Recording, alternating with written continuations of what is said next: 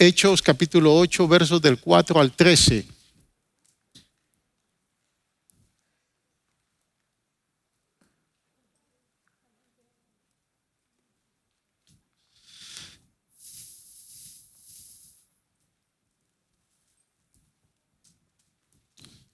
El versículo 1 muestra la aparición por primera vez del que llegó a ser el apóstol Pablo, pero es detrás de la muerte de Esteban. Pero yo voy a empezar en el versículo 4 porque quiero enfocarme en lo que sucedió ahí en Samaria. Dice la palabra: los que se habían dispersado predicaban la palabra por donde quiera que iban. Felipe bajó a una ciudad de Samaria y les anunciaba el Mesías. Al oír a Felipe y ver las señales milagrosas que realizaba, mucha gente se reunía y todos prestaban atención a su mensaje. De muchos endemoniados los espíritus malignos salían dando alaridos, y un gran número de paralíticos y cojos quedaban sanos.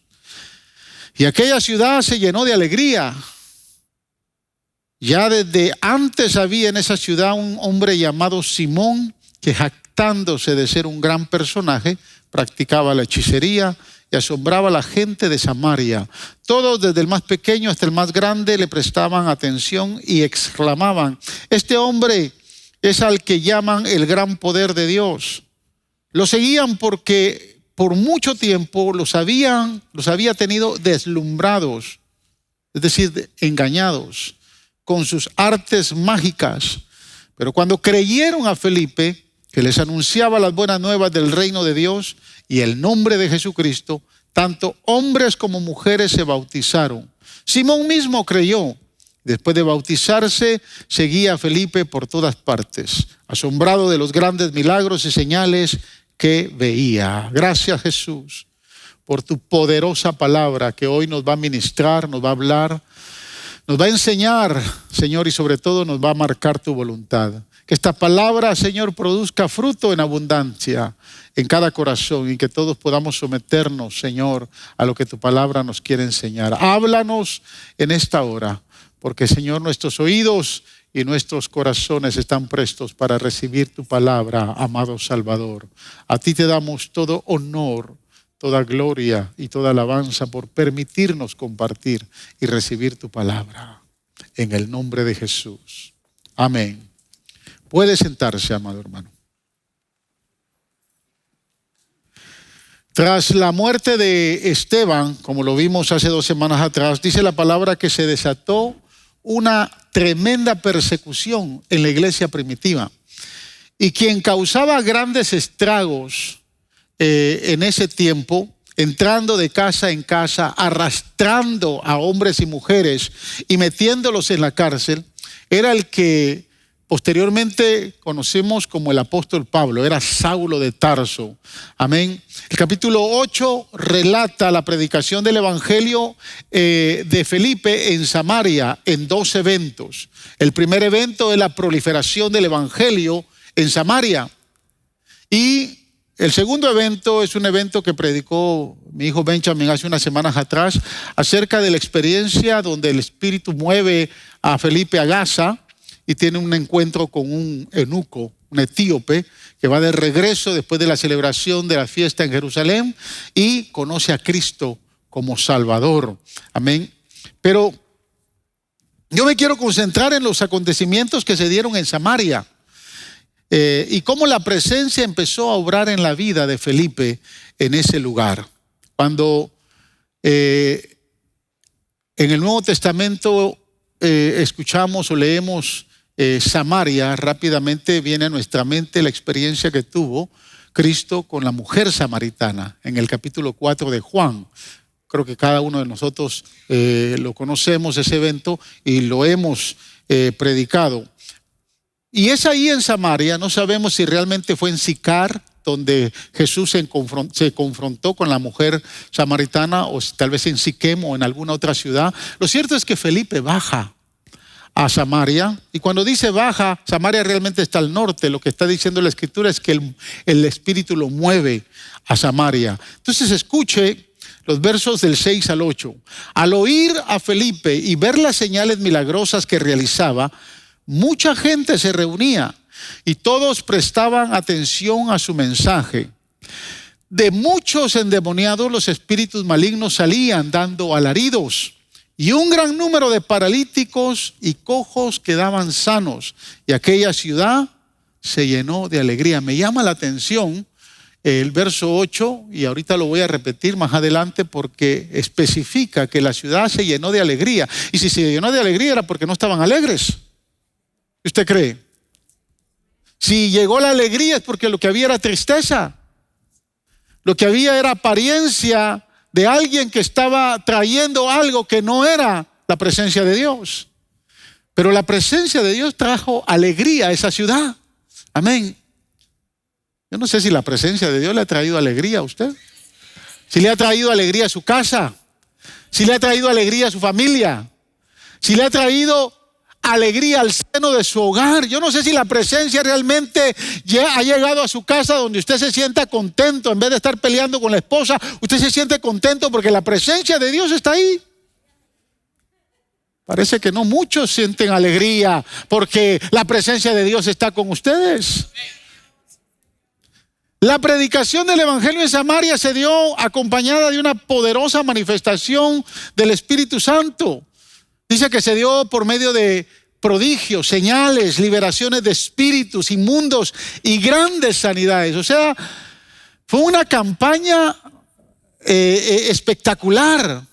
Yo me pregunto si tal vez el trabajo de evangelismo que había hecho la mujer samaritana había ayudado a que el corazón de los samaritanos estuviera presto para recibir la predicación de Felipe. Me pregunto si tal vez la mujer samaritana estaba ahí cuando Felipe llegó. Yo creo que sí, porque el que conoce a Cristo, el que ha tenido un encuentro personal con el Señor, el que ha conocido a Jesús como Salvador, donde se predica el Evangelio, donde se alaba a Dios, va a ser presencia. Amén. Por eso es que usted es fiel a la iglesia. Por eso es que lo vemos siempre acá. Porque usted tiene a Jesús como su Salvador. Si no fuera que viniera una vez al mes y se desaparece 3. Yo creo que la mujer samaritana estaba ahí. Estaba viendo y estaba motivando a esa gente porque años anteriores había tenido una experiencia con Cristo. Aquel que lo había reconocido como simplemente un judío, después Señor y después entiende que es el Mesías, había entrado a Sicar, había entrado a Siquem y había evangelizado a toda esta gente. Y vemos aquí unos años posteriores a Felipe predicando. Finalmente yo creo que la mujer samaritana estuvo orando porque se manifestara un poder glorioso. Yo creo que ella llegó y empezó a orar para que la presencia de Dios llegara a Samaria y pudiera esta gente también conocer el poder de Dios que ella había conocido. Yo no sé si usted está orando o viene orando para que la presencia de Dios se derrame sobre la vida de su familia, sobre sus tíos, sobre sus primos, sobre sus abuelos, sobre alguien que usted dice, finalmente quiero que sientan lo que yo siento. Finalmente quiero que sientan que el Espíritu Santo obra de una manera poderosa. Yo creo que la mujer samaritana estuvo orando tanto que la obra que el Espíritu Santo hizo a través de Felipe en Samaria fue contestada. Yo no sé cuántos de ustedes han orado y posteriormente, tal vez a los años, ven la manifestación de la presencia del Señor. ¿Ah? Yo creo que ella estaba ahí, pero escúcheme, hermanos, lo que le voy a decir. Hay quienes, cuando leen el libro de los Hechos o los Evangelios, se asombran de cómo Jesús expulsaba demonios. Se asombran de cómo la iglesia primitiva estuvo involucrada en el ministerio de liberación. Porque aquí no solo era una prédica, aquí vemos que dice la Biblia que los endemoniados eran libres y los demonios, la gente que estaba endemoniada gritaba con alaridos porque eran libres. ¿Ha visto la manifestación de un demonio en la vida de una persona? Es más, ¿ha visto la liberación de una persona endemoniada? ¿Sí? O sea, aquí las señales eran poderosas. Y cuando leemos el libro de los Hechos o los Evangelios y vemos a Jesús que está liberando demonios, y vemos ahí a la iglesia primitiva y cómo Dios está usando, en este caso a Felipe en Samaria, muchas veces nosotros hoy nos preguntamos, ¿por qué no estamos viviendo al mismo tiempo? ¿Por qué no la manifestación de la presencia de Dios a ese nivel la podemos ver hoy en día? ¿Y no será, hermanos, que hemos permitido que algunas ciencias de la medicina moderna simplemente hayan desviado nuestra atención de la actividad demoníaca? Usando términos como psicosis, síndrome, disfunción y trastorno. ¿Me está entendiendo lo que le quiero decir? ¿No será que el enemigo ha tomado ventaja camuflando sus obras asquerosas con conceptos como el psicoanálisis y la psiquiatría? Le comento esto solo para que lo piense. Porque muchas veces el enemigo tiene forma de cómo cubrir o engañar. Ahora escúcheme, los versos del 9 al 11 señalan que en Samaria había un hombre llamado Simón. Y por eso lo traigo. Porque esta ciudad estaba deslumbrada, desconcertada, engañada por un hombre llamado Simón. Era un brujo, era un mago, era un hombre, era un instrumento del diablo. Que aparentemente al escuchar la predicación de Felipe y ver los milagros, aparentemente se convirtió y creyó. ¿Y por qué digo yo que aparentemente creyó? Cuando leemos el pasaje nos vamos a dar cuenta que sus actitudes demostraron otra cosa, no una genuina conversión. Yo quiero decirles que no basta solo con creer. Lo voy a repetir. Escuche, hermano, no basta solo con creer. Santiago dice que los demonios creen y tiemblan delante de la presencia de Dios, pero tienen la capacidad para arrepentirse y ser salvos. Tienen la capacidad para obedecer a Dios. O sea, no simplemente basta con creer. Escúcheme, nosotros podemos adquirir conocimiento teológico, venir a la iglesia, ofrendar, alabar, danzar. Pero si en nuestro corazón no hay una fe genuina, si en nuestro corazón no hay una convicción genuina de quién es Jesús, no estamos en mejor posición que los demonios. Porque simplemente estamos creyendo. No hay un demonio que dude de la realidad del infierno. Por eso Santiago habla y señala el disfraz de la fe intelectual. ¿Sí me está escuchando? Su corazón debe de ser tocado por el Espíritu Santo. Su vida debe de ser transformada por el poder de Dios. Usted no puede simplemente decir yo creo y seguir siendo el mismo sin vergüenza. Simplemente creo y seguir hablando mal como siempre hablaba. Seguir teniendo las mismas dudas y los mismos temores. Usted no simplemente dice yo creo y seguir siendo la misma persona. Debe de haber una transformación total en su corazón, en su vida, y que la gente diga, wow, aquí la presencia de Dios hizo algo. ¿Sí me está escuchando? Cuando vemos la conversión de Simón, podemos observar 4 miradas de la presencia de Dios que prueban que su conversión no fue real. Y de esas 4 miradas yo quiero hablar hoy, antes de que se me duerma. Parece que esta palabra está un poco confrontadora, ¿no? Bueno, entonces amárrese los pantalones, póngase el cinturón, que va la primera mirada. Mire la primera mirada. Porque Simón tenía una visión equivocada de sí mismo. Versos 9 y 10 del capítulo 8. Escuche. Ya desde antes había en esa ciudad un hombre llamado Simón que, jactándose de ser un gran personaje, wow, practicaba la hechicería y asombraba a la gente de Samaria.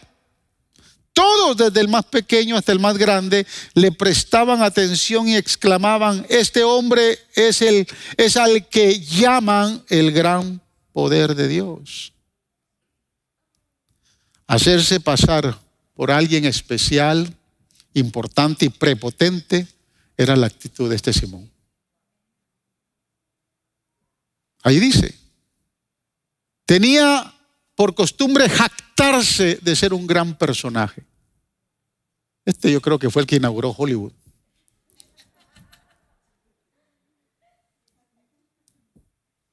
Se jactaba de lo que él era, o de lo que había alcanzado, o a dónde había llegado, de lo que estaba haciendo.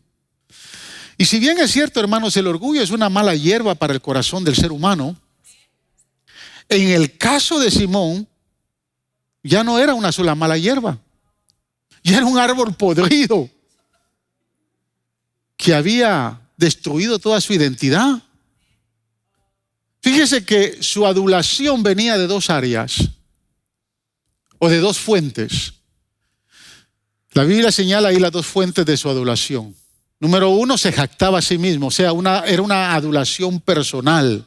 Se jactaba de ser un personaje importante, al extremo que tenía la gente vislumbrada con sus artes mágicas, dice la palabra. Esta exaltación de sí mismo, del yo, es siempre un peligro en la vida de todo creyente. El yo-yo.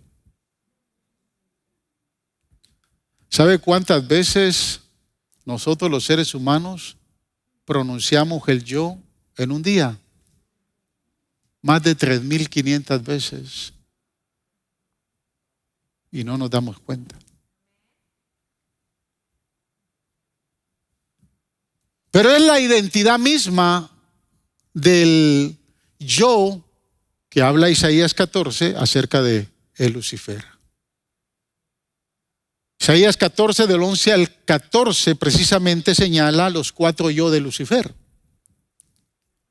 Dice ahí en esos versos que Lucifer dijo: yo subiré hasta los cielos, yo levantaré mi trono, yo gobernaré desde el extremo norte.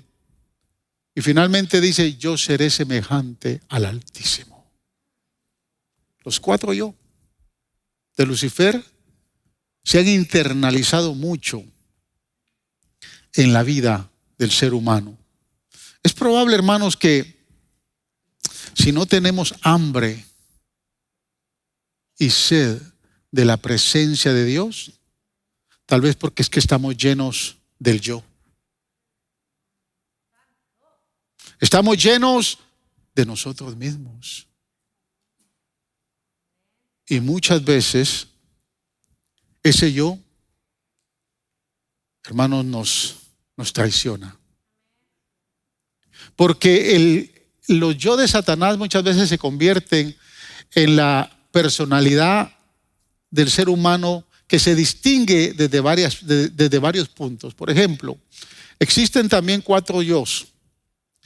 Está el yo interno. Yo me conozco y nadie más me conoce. Y ahí no le damos espacio a nadie. El único que entra es Dios, y Dios, como respeta, a veces se va. Respeta su yo. Está el yo que dicen los demás quién soy yo. Es decir, ¿quién dice que soy yo? O sea, ¿quién dicen ustedes que soy yo? ¿Quién dice mi esposa que soy yo? Ese yo es incierto, porque muchas veces la gente se puede equivocar. Pero fíjese, en la mayoría de las veces, por defender el yo interno, decimos: no, usted está equivocado, yo no soy así.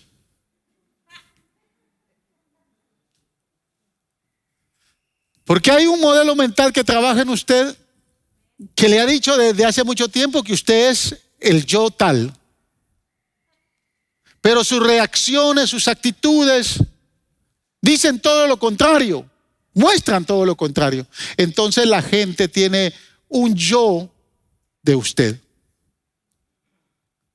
Y cuando usted le pregunta, bueno, ¿y quién soy yo? Y le dicen, no, es que usted es usted, hermano, usted es un enojón. Usted es un orgulloso. Como nos ofende el yo interior, decimos, no, yo no soy así. ¿Está de acuerdo conmigo? ¿Yo estoy predicando hoy o no estoy predicando? Sí, pues los veo como que se quieren ir ya. Si no, cierro la Biblia y nos vamos. Entonces está el yo interno, está el yo que dicen los demás, pero está el yo que aparenta ser yo. Es decir, ese yo se da mucho en la iglesia. Hoy yo voy a la iglesia.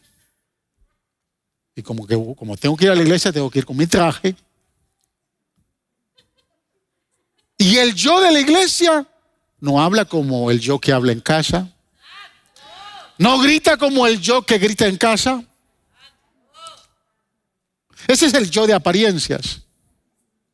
O sea, yo me quiero asociar y acomodar al grupo.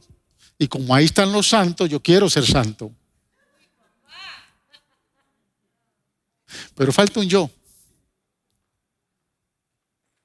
que es el yo que dice Dios quién soy yo.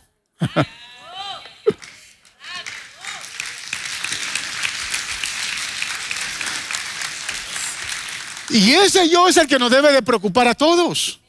¿Quién dice yo? ¿Quién dice Dios? ¿Quién soy yo? Pero muchos no tienen la convicción de qué es lo que piensa Dios o qué es lo que Dios dice de yo, de mí. Entonces, esa adulación de Simón era una adulación personal del yo. Él se creía más importante que todos. Entonces él mismo se adulaba. Pero está la adulación de la gente. Esa es la segunda fuente. Lo alababan como el hombre que tenía el gran poder de Dios. Porque los tenía vislumbrados, los tenía deslumbrados, los tenía concertados, los tenía engañados. Y escúcheme, hermanos. Esa adulación de la gente ha engañado a muchos. Esa adulación de la gente, especialmente muchos que estamos en una posición de autoridad, es muy crítica. Porque a veces la gente se equivoca y adula mucho. O de momento usted adula lo que le pertenece. ¿Quién habla mal de sus hijos, hermano? Aunque sean los más sinvergüenzas, pero usted no habla mal de ellos. ¿Correcto? Y entonces entramos en un espíritu de competencia, porque escuchamos a la hermana Chabelita que está hablando de su hija y está diciendo, no, que mi hija, ustedes la tienen que conocer, una mujer de Dios, una mujer que Dios la preparó.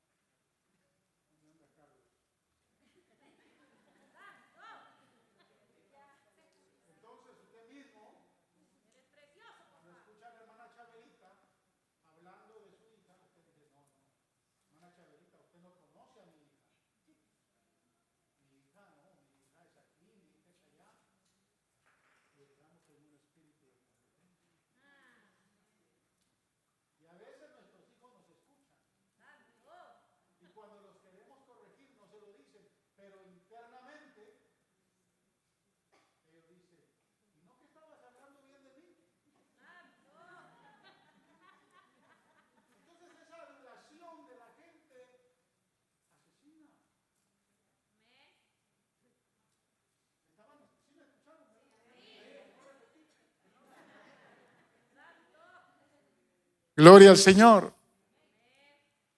Este hombre tenía un falso concepto de sí mismo. Este hombre tenía un falso concepto de que la gente decía que en él operaba el gran poder de Dios sin conocer a Dios.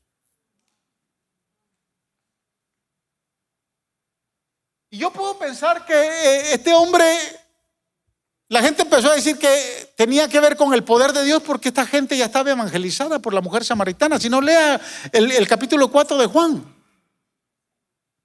La mujer samaritana entró a evangelizar a toda esta gente. Y aquí vemos, no sabemos exactamente cuántos años después, pero aproximadamente tal vez pudieron haber sido unos 15 años, que Felipe sale a predicar el evangelio a Samaria. Y la gente se había equivocado con este hombre. Número 2, Simón tenía una visión equivocada del poder de la presencia de Dios. Escuche los versos del 18 y 19. Cuando Simón vio que el Espíritu se recibía cuando Simón vio que el Espíritu se recibía cuando los apóstoles imponían sus manos sobre la gente, les ofreció dinero para comprar ese poder. Déjenme tener este poder también, exclamó, para que cuando yo imponga mis manos sobre las personas, reciban el Espíritu Santo. Ahora, yo quiero que usted no se olvide de lo que pasó en Hechos capítulo 2, cuando todas las personas, los 120 que estaban en el aposento alto, recibieron el Espíritu Santo, fueron investidos con la presencia del Espíritu Santo, y mucha de la gente ahí también estaba atónita, mucha de la gente estaba confundida, mucha de la gente se burlaba, pero los 120 fueron llenos de la presencia de Dios. Y de momento esa manifestación de la presencia de Dios se continuó dando, porque Felipe estaba predicando, la gente creía. Aparentemente Simón también creyó, pero el don de ministrar el Espíritu Santo en la iglesia primitiva estaba nada más en las manos del presbiterio, que eran los apóstoles. Por eso es que la Biblia dice que cuando los apóstoles en Jerusalén, que eran los únicos que no habían salido en la dispersación o en la persecución, todos habían sido expandidos en la persecución, los apóstoles se quedaron en Jerusalén. Pero cuando escucharon las maravillas que Felipe estaba haciendo en Samaria, entonces comisionaron a Pedro y a Juan para que fueran.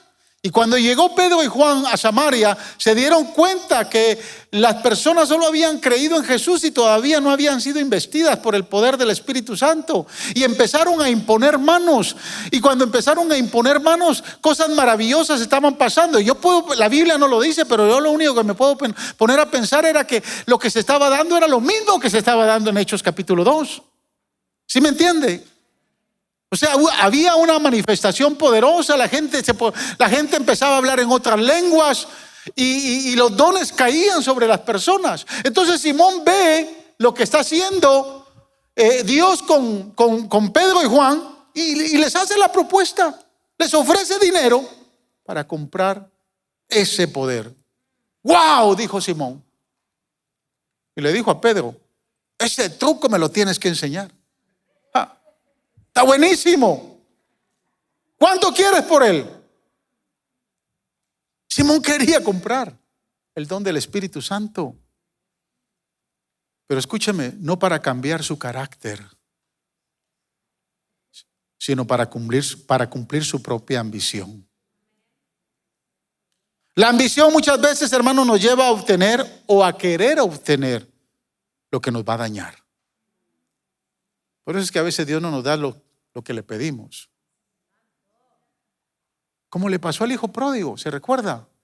El hijo pródigo llegó con su padre y le dijo, dame mi herencia, lo que me pertenece. Y el padre, yo estoy seguro que lo tuvo que haber querido convencer. No, muchacho, estás muy joven, todavía no te toca. Espérate, tienes que terminar tus estudios, tienes que hacer esto, tienes que hacer lo otro. No, dame lo que me pertenece. Y se lo dio. Y no le duró mucho. Y cayó en miseria. Pero cuando regresó humillado y quebrantado, dijo, Padre, hazme uno de tus sirvientes. Escúchame, hermanos, la verdadera conversión nunca está interesada en el dame. La verdadera conversión está muy interesada en hazme un sirviente. Usted quiere ver a alguien que se convirtió genuinamente, no anda buscando qué le da el Señor. Anda viendo qué hace por el Señor.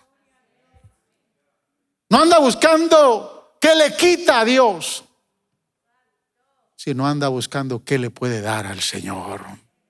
El poder de la presencia manifestada en los dones del Espíritu Santo en la vida del creyente no tienen precio. No tienen precio. No son negociables. Por eso, hermanos, es bien difícil entender que muchos quieran explotar un don, un talento o un ministerio. A mí me cuesta entender eso. Yo no sé si a usted le cuesta. Como muchos queriendo explotar lo que Dios les da, lo venden. Y es bien fuerte porque nosotros lo vemos, por ejemplo, en predicadores o ya tienen su fin establecido. Estos grandes cantantes que Dios les ha entregado, después venden el don. Y detrás de que venden el don, todavía nosotros les tenemos que comprar. ¿Sí me está entendiendo, hermano? Tercero, ¿cómo estamos con el tiempo? Hijuela. Ahí vamos. Simón tenía una visión equivocada de la naturaleza misma de la presencia de Dios. No solo tenía una visión equivocada del poder de la presencia, pero tenía una visión equivocada de la naturaleza misma de la presencia de Dios. Y yo quiero que usted me entienda, porque la presencia de Dios es Dios mismo en la persona del Espíritu Santo. Y a veces nos equivocamos, tenemos una mala imagen, una mala mirada, una mala visión de la misma naturaleza de la presencia del Señor. Mira el verso 20 del capítulo 8. Pedro le dice: que tu dinero perezca contigo, le contestó Pedro, porque intentaste comprar el don de Dios con dinero. No tienes arte ni parte en este asunto, porque no eres íntegro delante de Dios. Wow. Es decir, Pedro le está diciendo que la perdición se lleve tu dinero y te lleve a ti también. Eso es lo que le está diciendo Pedro. A menos que te arrepientas, cambies, se haya un metanoia en tu vida y busques perdón por tu malvado pensamiento, por tu malvada actitud, entonces las cosas van a cambiar. Porque en este reino, le dice Pedro, tú no tienes ni parte ni arte. Wow, qué duro es esto, hermanos. Qué duro es que lo confronten a uno así. Y aquí es donde se obtiene el término, donde se conoce el término de simonía, que es la práctica de comprar un puesto en la jerarquía de la iglesia. Por ejemplo, no sabía si usted sabía que, pero desde la Edad Media, la mayoría de los papas han comprado su entrada a esa posición.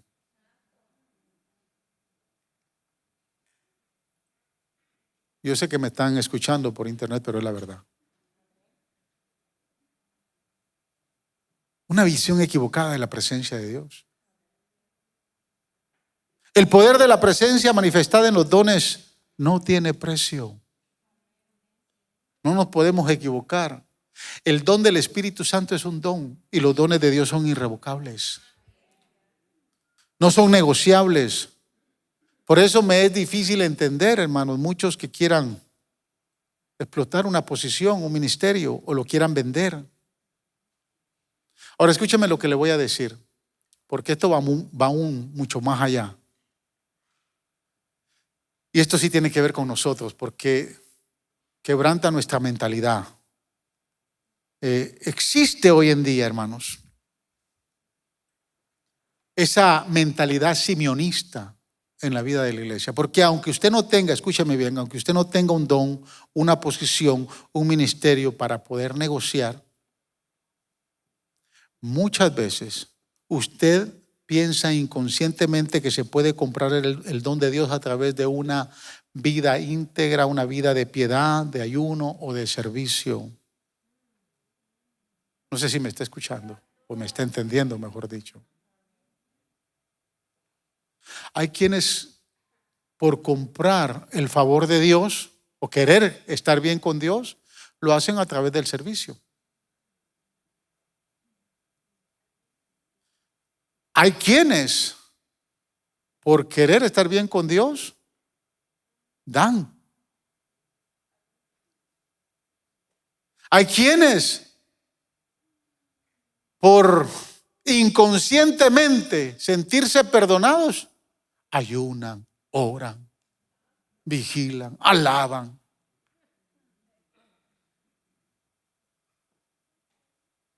Inconscientemente quieren sanar su conciencia,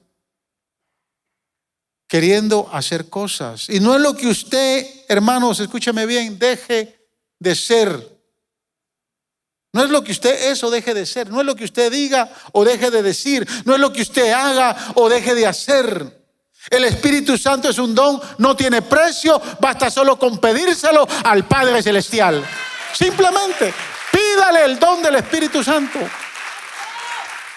Lucas capítulo 11, versos del 11 al 13 dice: ¿quién de ustedes que sea padre, si su hijo le pide un pescado, le dará en cambio una serpiente? O si le pide un huevo, le dará un escorpión. Pues si ustedes aún siendo malos, saben dar cosas buenas a sus hijos, escuche, ¿cuánto más el Padre Celestial dará el Espíritu Santo a quienes se lo pidan?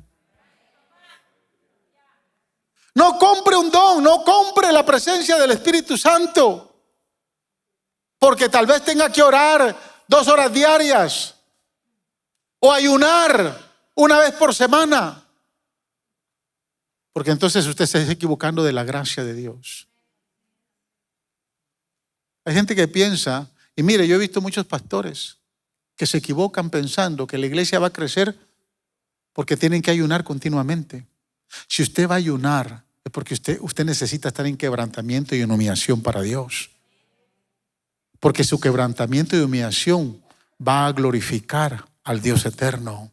Por eso es que Jesús dijo, cuando ores, y se refiere a la práctica espiritual también del ayuno, cuando ores, métete en tu recámara que nadie lo sepa.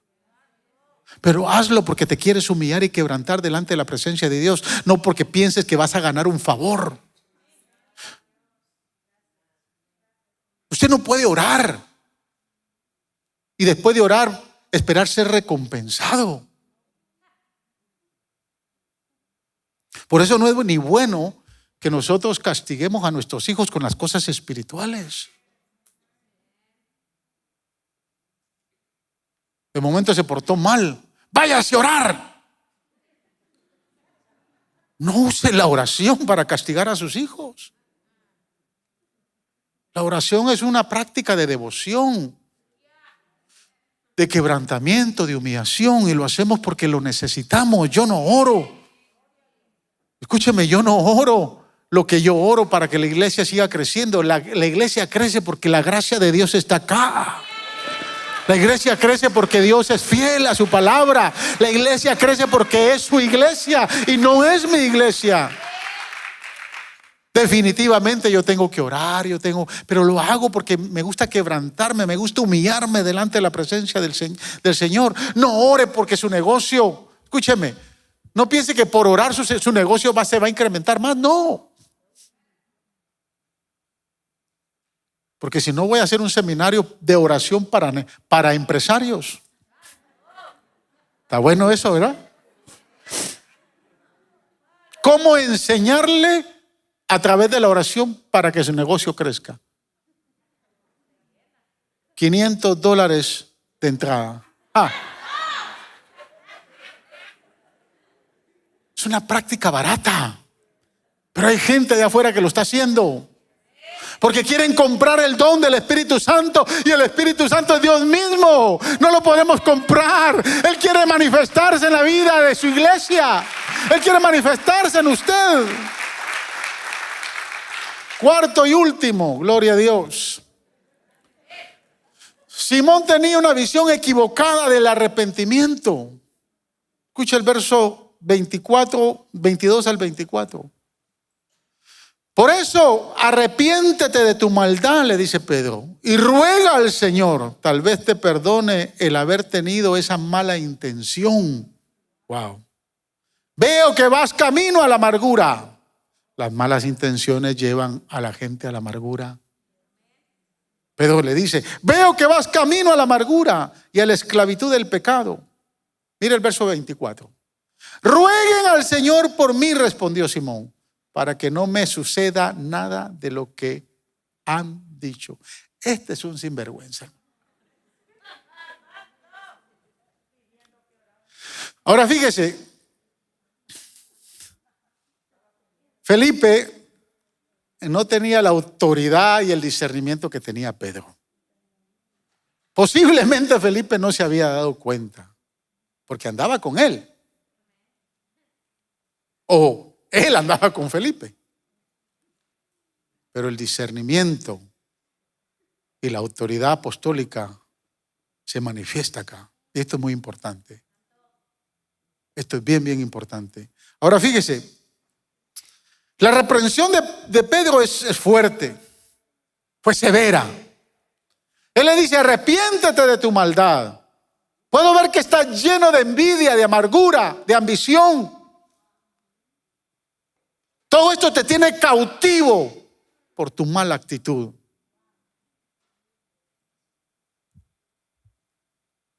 Y hermanos, Simón realmente no quería que el pecado fuera desarraigado de su vida. Él lo que no quería era sufrir las consecuencias del pecado. Por eso es que él dijo, oren para que esto no me suceda. Él no dijo, oren para que mi corazón sea transformado.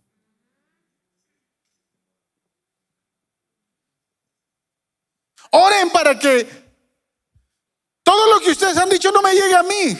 El miedo a las consecuencias del pecado. En vez de haber dicho, como dijo el carcelero allá en Filipos, ¿qué debo hacer para ser salvo? ¿Qué necesito para cambiar? ¿Qué necesito para que mi vida sea transformada? O sea, lo que se necesitaba en Simón era un verdadero metanoia. La palabra arrepentimiento en griego es metanoia, significa cambio de dirección. Es decir, que si usted va al mal por este lado, usted va a hacer un cambio de dirección y va a ir por acá. Es un cambio de 180 grados que se debe dar en la vida de todo creyente, de toda persona que viene a los pies de Jesús. Y su vida tiene que ser transformada, su vida tiene que ser regenerada, su vida tiene que ser otra. Hay una transformación de la presencia de Dios en la vida de esa persona. Si usted realmente a lo único que le tiene es al temor, tiene miedo a las consecuencias por el pecado, entonces usted no está arrepentido. Ay, yo no puedo hacer esto porque si yo hago esto, el Señor me va a castigar. Arrepiéntase de la maldad. Señor no castiga a nadie en tiempo de gracia. El Dios levanta, Él restaura, Él glorifica su nombre y manifiesta su presencia a todo aquel que se ha arrepentido de corazón. ¿Sabe de dónde traemos todas esas enseñanzas baratas de la iglesia popular cuando andábamos allá? Recuerdo que cuando yo iba a Esquipulas, mi abuela nos llevaba en el 15 de enero.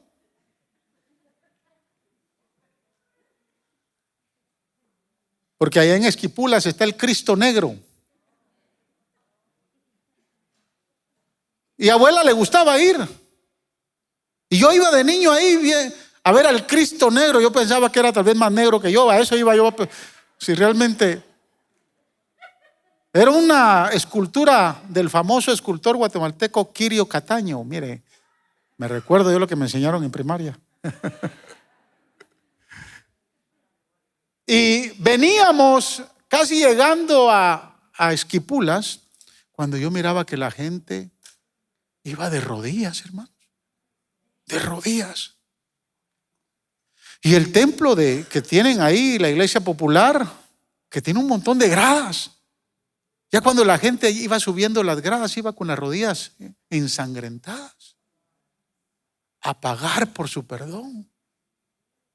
Cuando Cristo ya derramó su sangre en la cruz del Calvario, para que usted y yo fuéramos libres, el castigo de nuestra paz cayó sobre nosotros. No compre con nada el don del Espíritu Santo. Él no dijo, oren para que mi corazón cambie. Él le tenía miedo a las consecuencias. No estaba interesado en cambiar su vida. Solo quería estar protegido de lo que le podía venir por la maldad en su corazón. Así como Simón, hermanos, hay muchos creyentes que se preocupan solo por las consecuencias del pecado, en lugar de la regeneración, en lugar de un cambio radical en sus vidas.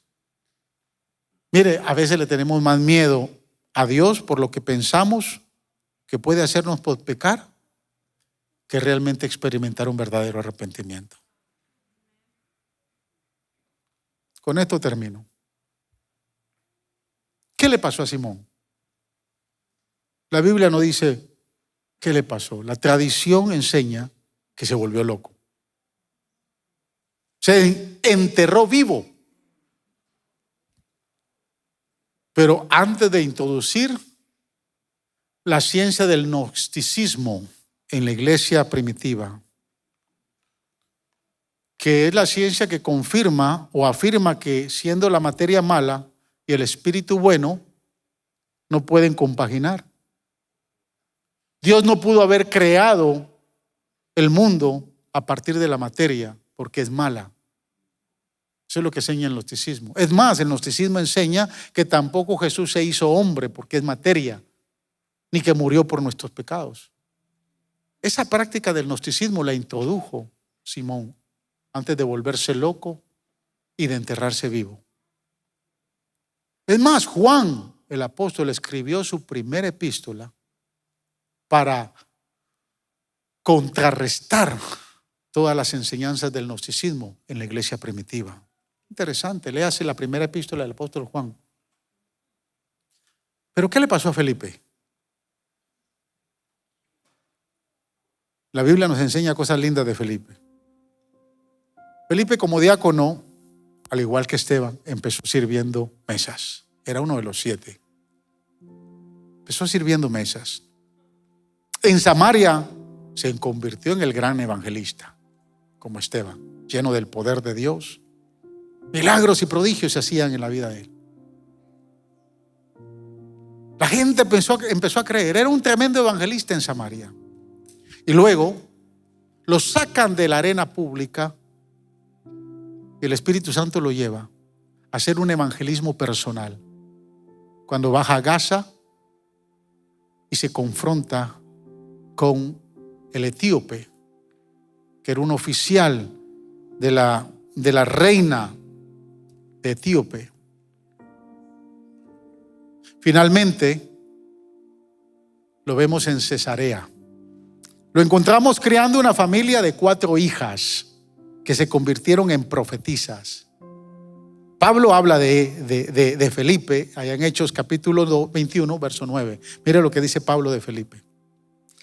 Al día siguiente salimos y llegamos a Cesarea y nos hospedamos en casa de Felipe el evangelista, que era uno de los 7. Este tenía 4 hijas solteras que profetizaba.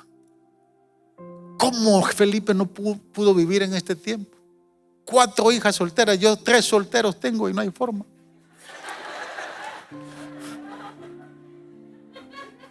¿Cómo Felipe no pudo estar en este tiempo? Me lo hubiera marchado yo rápido para... Escúcheme, en Felipe llegó la bendición generacional.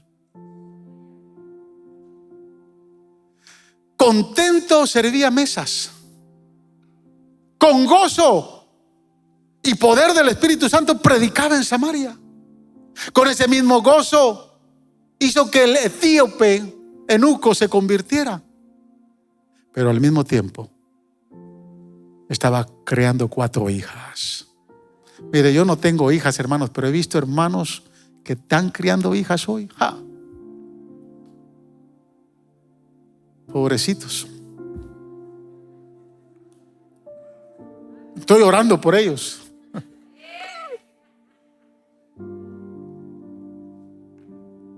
Pero la bendición llegó a la casa de Felipe.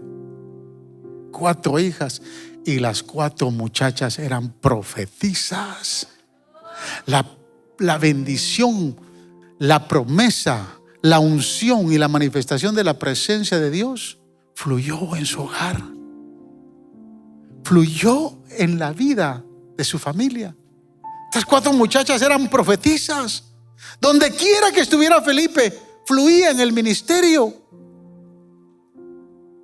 Amado hermano, en su caminar con el Señor, en su trabajo para Él, así como Felipe, pasaremos también nosotros diferentes etapas de nuestra vida. Habrá momentos en que serviremos mesas. No se niegue a servir mesas. Dios quiere verlo ahí. Habrán otras ocasiones en las que el Señor podría usarnos para hablarle a multitudes. No se enorgullezca por esto, porque un día puede ser sacado de esa arena y puede ser llevado a una arena más pequeña. Porque otras veces estaremos evangelizando uno a uno, personalmente, con algún eunuco por ahí que necesite conocer de Jesús. Pero otras veces tenemos que invertir tiempo en nuestra familia para que se conviertan nuestros hijos en hombres y mujeres de Dios, en hombres llenos del poder de la presencia de Dios, en hombres y mujeres que sean usados, que sean profetas. Oro porque mi hijo Benjamin sea un profeta para las naciones. Esa es mi oración. Sea un profeta para las naciones. Que Dios lo use de una manera mayor de la que lo está usando. Esa es mi oración. Que Dios cumpla sus propósitos en su vida. Porque cuando usted le sirve a Dios de corazón, espere que sus hijos se levanten también con autoridad. Espere que la presencia del Espíritu Santo también se manifieste en la vida de sus hijos. Esa es la recompensa de servirle a un Dios todopoderoso. Todo tiene su tiempo y todo tiene su propósito. Confíe en la presencia del Señor. Camine paso a paso. Él le guiará por caminos que nunca usted se podrá imaginar. Si no, pregúntele a Felipe. No desmaye. La presencia de Dios está en su vida. La gracia de Dios. Nunca intente comprarla. Es gratis, porque Él quiere habitar en nuestro corazón.